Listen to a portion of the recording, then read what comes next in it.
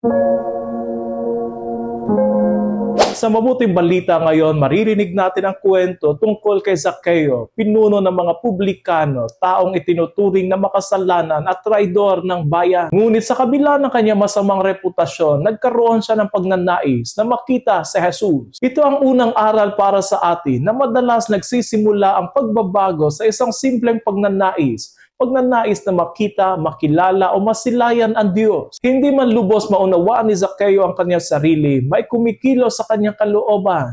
At iyon ay ang Diyos at ang kanyang biyaya. Sa kanyang pagnanais, umakyat si Zaccheo sa puno, isang tanawin na katawa-tawa sa isang taong may mataas na posisyon. Ngunit dito natin makikita ang kapakumbabaan, handa siyang magmukhang walang dignidad, basta't makita lamang si Jesus. Kapag talagang hinahanap natin ang Diyos, hindi natin alintana ang sasabihin ng iba. Ngunit ang higit na nakakamangha ay hindi ang ginawa ni Zaccheo, kundi ang ginawa ni Jesus. Hindi sinabi ni Jesus, ikaw makasalanan, bumaba ka riyan, pag-usapan natin ang kasalanan mo. Sa halip sinabi niya, Zaccheo, bumaba ka agad, sapagkat kailangan kong tumuloy ngayon sa bahay mo. Ito ang puso ng Ebanghelyo, na ang Diyos ang unang lumalapit sa atin. Hindi siya naghihintay na tayo ay maging malinis bago siya pumasok. Siya mismo ang pumapasok upang linisin tayo. Ang awa ng Diyos ay hindi gantimpala sa mabuting tao. Ito ay pag-ibig na tumutukla sa makasalanan upang pagalingin ito.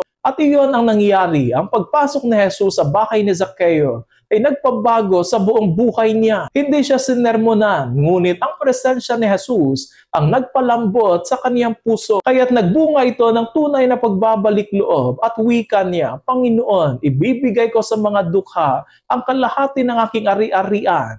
At kung ako'y may nagdayang sino man, 4 na ibayo ang isasauli ko sa kanya. Ito ang bunga ng tunay na pakikipagtagpo kay Jesus, ang pagbabagong mula sa puso. Ang taong nakatagpo si Kristo ay hindi na mananatiling tulad ng dati. Sa huling bahagi ng Ebanghelyo, sinabi ni Jesus, sapagkat naparito ang anak ng tao upang hanapin at iligtas ang naligaw. Ito ang mukha ng Diyos na ipinapakita sa atin. Hindi siya Diyos ng panghusga, kundi Diyos na naghahanap.